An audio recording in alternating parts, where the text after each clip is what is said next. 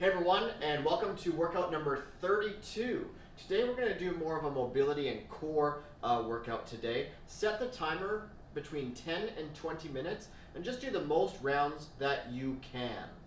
Okay, so the first exercise we're going to start off with is the yoga plex. So it is that kind of complex mobility move. I'll show you the 3 different variations that you can do. You just pick the one that's easiest for you.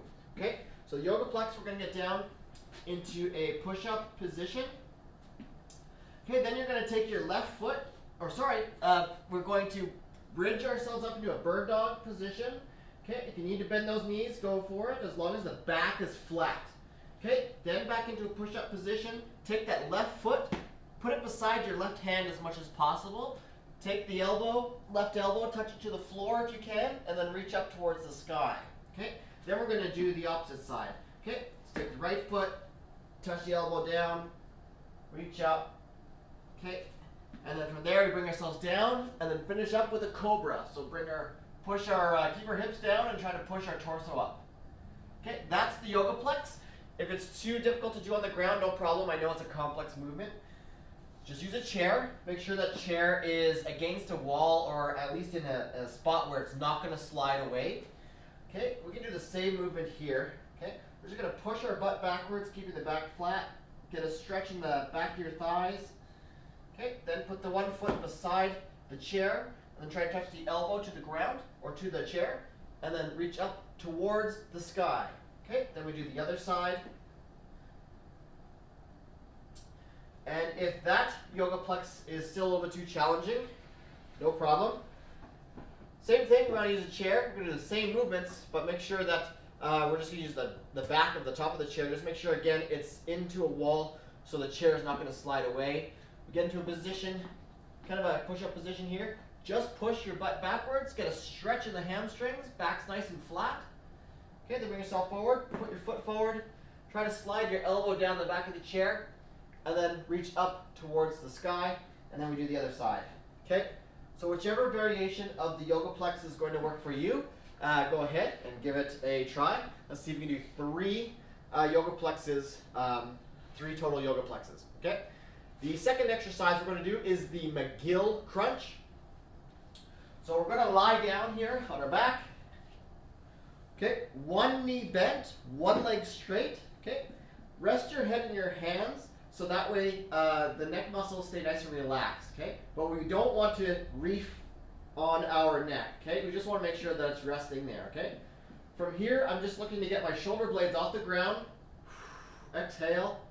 Come back down, okay? The breathing portion is important as well. So exhale as you crunch up, shoulder blades off the ground, okay?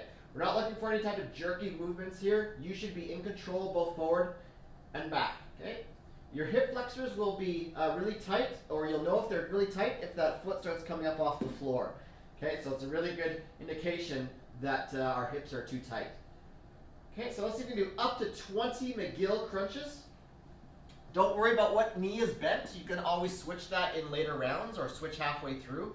It's not really a big deal. We're really focusing on the core instead. All right, third exercise, we're going to do the bird dog or bear dog up to 20 repetitions. So remember, the bird dog, we're on our hands and knees. Okay, posture nice and straight. We're going to reach out and then bring it back in. Pretend like you've got a plate of spaghetti and meatballs on your back. You don't want it to roll off, okay? If you want to take this a step farther, tuck your toes underneath. We're going to do the bear dog.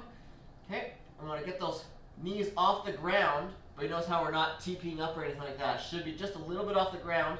Okay, that's the bear stance. And then from there, you can try to reach out, bring it back in, alternate sides.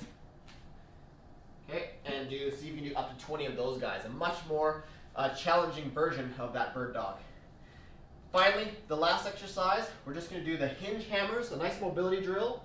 Okay, so posture up nice and tall. Okay, you're going to push your butt backwards, making sure that back is nice and flat. Okay, a lot of times what people do is they end up bending like so and they can't get their butt back, or they end up squatting down. Don't worry about the knees. You want to keep them relatively straight. A little bend in the knees is okay. Just make sure that the butt is going far back. You feel the weight mostly on your heels. I'm going to make a fist with both my hands here, so make it into a hammer. Okay, and then let's just do 10 of these hinge hammer movements, making sure that you're only going the range of motion that works for you. Don't try to force it too much.